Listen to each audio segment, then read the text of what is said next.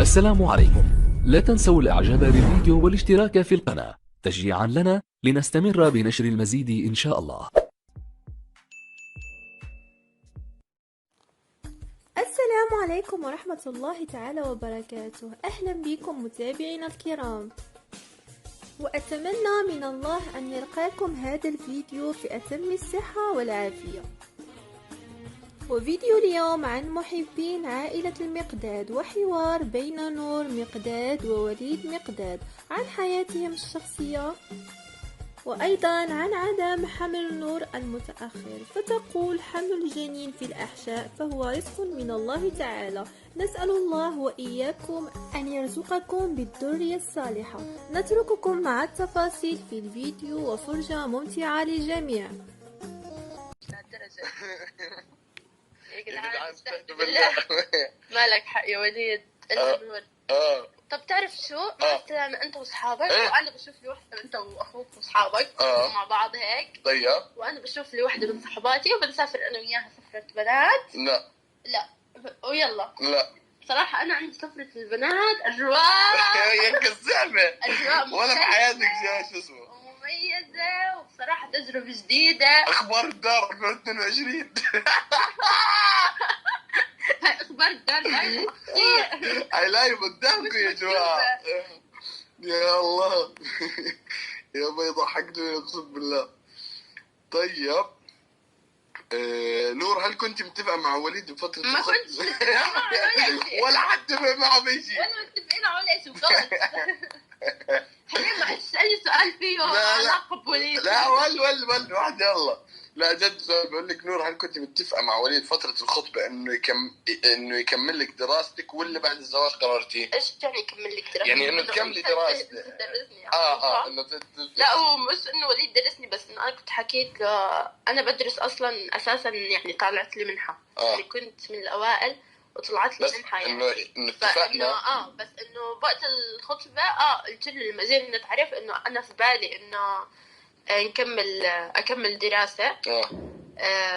ويعني حكيت قدامه وحكى انه هو ما عنده مشكلة في الموضوع يعني، وهيك فتحنا الموضوع يا جماعة وقت الخطبة، انه انا عشان لو بدي ادرس بعدين ما يتفاجئ او يفكر انه شو او لا او يعني مهم. كنت كملي. انه كمان كان بهمني بصراحة اعرف تفكيره وقت الخطبة، انه مو بس حتى لو ما بدي ادرس، بس كان بهمني اعرف تفكيره، انه هل يعني بصراحة لو كان يعني انه لا ما بشجع انه الواحدة تدرس زوجته او اشي، لا يعني بالعكس كانت حتكون نقطة سلبية عليه بالنسبة إلي يعني. لا بس انا شوف، هو موضوع فترة الخطبة فترة كثير مهمة، ولازم جد تحكوا فيها على كل اشي. يعني انتوا شو الاشياء اللي نفسكم تعملوها، ايش الاشياء اللي بدكم تخططوا تسووها، ايش الافكار اللي جواكم، لازم تحكوا بينكم وبين بعض بكل صراحة فترة الخطبة، عشان ما تصير مشاكل كتير. يعني ممكن تصير مشاكل فترة الخطبة، بس مش لما يعني مش منيح انه تصير هاي المشاكل بعد الزواج، انه تلاقوا حالكم انتوا جد مش متفقين مع بعض بعد ما تتزوجوا وتخلصوا كل شيء. يعني فهمتوا كيف؟ طيب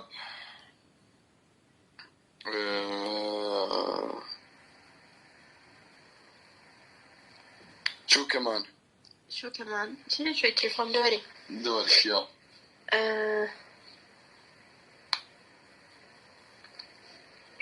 ترى مو باقي شيء لللايف يا نوري. شو بتنصح البنت تسأل اللي بتقدم لها فترة التعارف والخطبة أو الخطبة؟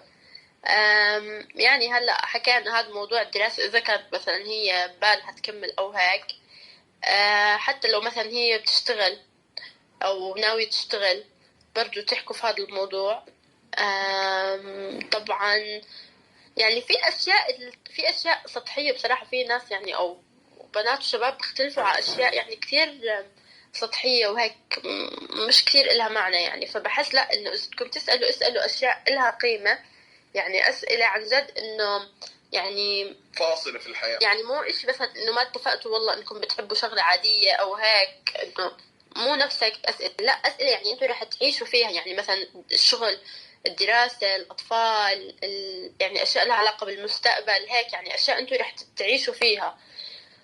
وكمان أهم نصيحة إنه ما يعني الوحدة ما تستحي إنها والله إنه لا انه تأجل الأسئلة لبعدين وهيك، انه لا الواحد لازم يسأل كل اشي، يعني شو بيخطر على بالك وبتحسي انه لازم تسألي اسألي، لانه يعني بعدين ما حيزبط، يعني بعد الزواج رح تكوني خلص يعني يعني زي ما الوقت على الموضوع. فالواحد يسأل كل اشي بنفسه، كل اشي بيحسسه انه حتى لو رح ممكن يعمل بالمستقبل مشكلة صغيرة، او يعني تحسي لا يعني مثلا في اشياء كنت لما نحكي فيها انا ووليد يعني ابدا ما يكون خاطر على بالي انه هو هيك ممكن يكون يفكر بطريقه مختلفه عني، او انه يكون والله عنده مشكله بهذا الموضوع.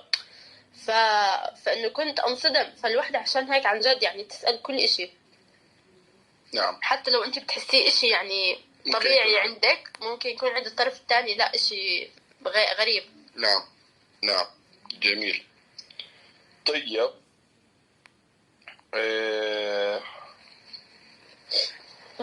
شو كمان؟ وليد بتفضل التصوير مهنة أم هواية؟ بفضلها مهنة صراحة. هي هواية حلوة تمام، بس أنا لأني كتير بحب هاي الهواية أو بحب هذا الإشي وكتير صرت خبرة فيه وصار لي سنين بشتغل فيه، فخلص صار بالنسبة لي إنه لا هو مهنة جزء رئيسي من حياتي يعني، غير السوشيال ميديا وغير هاي. يعني أنا حتى يا جماعة حتى لما أكون مثلا غايب عنكم ما بنزل ستوريات، او ممكن احيانا متاخر فيديوهات اليوتيوب، بكون انا ممكن اكون انشغلت بشغل اللي هو تصويري، يعني اللي هو مش كتير بصوركم اياه لانه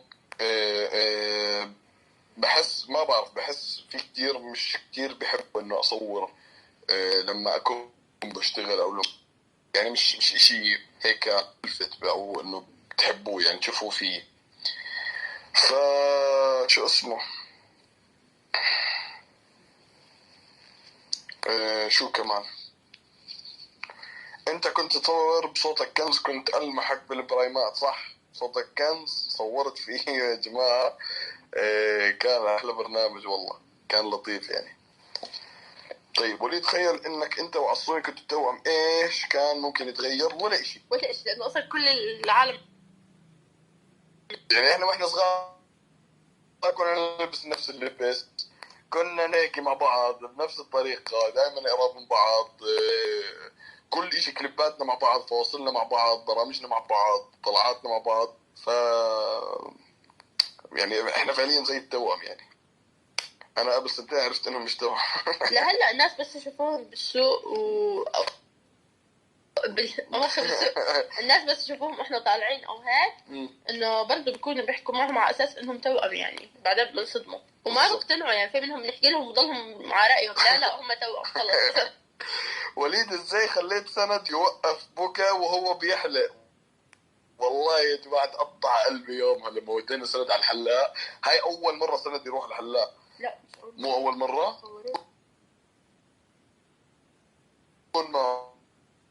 انت أول مرة. يا الله لما عيط أقسم بالله ما قدرت، حتى صرت بدي أطلعه من المحل إنه خلص ما بدي يحلق، بس خلص يعني حاولت أهديه. هو كمان برضه قلت لي حطيت له طيور الجنة. حطيت له طيور الجنة. طيور بيبي كتير بحبهم سند، كتير بحب يحضر طيور بيبي على اليوتيوب. فسكت شوي، انا صرت اهدي فيه، هو هيك بيطمن لما يكون معي اكثر اكثر من عصوبي. نور وليد بيساعدك بشغل البيت ولا لا؟ احكي الصح. انت بتحكي كل مره بتحكي لي طب الصح عن جد ما تساعدني يعني قليل.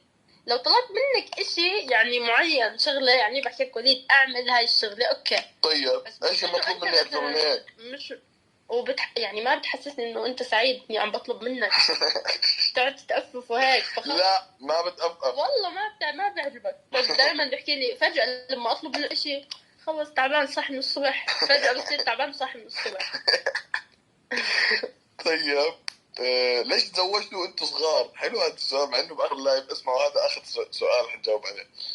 تزوجنا واحنا صغار لأكثر من سبب. واحد من الأسباب إنه أنا الحمد لله أنا عندي القدرة على الزواج من ناحية نفسية اجتماعية مادية، بتحمل مسؤولية، فاهم إيش موضوع الزواج بشكل كبير.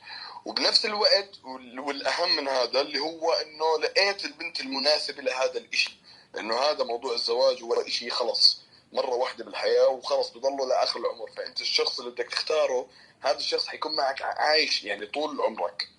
فانا لما شفت نور واخترت نور، اخترت ولقيت الشخص المناسب اني انا اعيش معها كل حياتي، هذا اللي ساعدني اكثر وشجعني اكثر للزواج. خصوصا برضو انه الرسول عليه الصلاة والسلام برضو وصانا بالزواج للي بيقدر يعني. وثاني في شغلة بدي احكيها نقطة، انه يعني العمر يعني ايش بحس يعني نسبي، انه يمكن بالنسبة للشخص البنت اللي سألت انه احنا صغار بس يعني ممكن في ناس تاني والله لا بيتزوجوا لسه بال17 بال18 يعني احنا عمرنا يعني مناسب. فهو يعني مو اشي ثابت، في ناس عندهم يعني لحد 27 28 يعني انه اصغر من هيك ما بيرضوا يتزوجوا. فهو مو اشي ثابت. يعني انا بعتبر انه طب انه انا درست وخلصت جامعتي وهيك، يعني ما حسيت حالي انه كثير صغيرة، يعني اخذت حقي يعني بوقتي وخلصت جامعتي براحتي. شخص عن شخص بيختلف. بعديها تزوجت، فبحس يعني انه كان عمر مناسب. وشخص عن شخص بيختلف. بس بسأله انه اتوقع يعني الناس بتحس انه انت تزوجت بعمر صغير. أنا كبنت يعني انه عادي بنات بتزوجوا 22. هي لانه سبحان الله كل واحد بيعيش حياة مختلفة عن الثاني. في ناس بتلاقي عمرهم 15 سنة و16 سنة شباب بتلاقيهم قد حالهم وبتحملوا مسؤولية وشايلين بيت، حتى بيكونوا شايلين بيت اهلهم. وفي شباب بتلاقيهم عمرهم 27 و28 سنة بس مو قادرين حتى يشيلوا حالهم. لا يعني وفي على فكرة كتير ناس حوالينا بحس لو يعني يمكن انت لان طبيعة شغلك انه انه انتوا صغار تشتغلوا، فانت بتقدر تشتغل وتطلع مصروف وتفتح بيت. في كثير ناس يعني بعمر وليد شباب بيكونوا يعني جا بالهم انهم يتزوجوا وهيك، بس لسه مثلا ما اسس حاله، يعني بيشتغل اوكي بس مثلا لسه ما جمع انه يقدر يتزوج. لانه برضه الوضع المادي او يعني والزواج مو اشي سهل، يعني بيحتاج انه الواحد يعني اذا ما بيقدر لازم يأجل شوي عبال ما يكون نفسه على الاقل يعني بشكل مبدئي، عشان لا يظلم حاله ويظلم زوجته وبكره اذا اجا اطفال والى ذلك. واصلا عم بحس بهذا الوقت رجع يعني صاروا ناس يتزوجوا بكير، يعني اللي هو نفس جيلنا. بالضبط. حوالي كثير ناس يعني وانا بتزوج. انا في كثير برضه اصحابي كثير من الناس قدنا صار عندهم اطفال كمان، يعني تزوجوا عندهم اطفال. صحيح عن جد. فهي زي ما حكينا مرة تانية بنرجع نحكي انه الزواج ما فيه قاعدة، لا بالعمر ولا بطريقة الزواج ولا بالشخص ولا بأي شيء. انت شو بتختار لحد، انت شو مقتنع، طريقة تفكيرك، انت شو قادر تعمل انت اعمله وبس. وكان لايف خفيف لطيف، انبسطنا معاكم كتير، كان لايف ممتع. إن أعجبك الفيديو لا تنسى الإعجاب والاشتراك في القناة.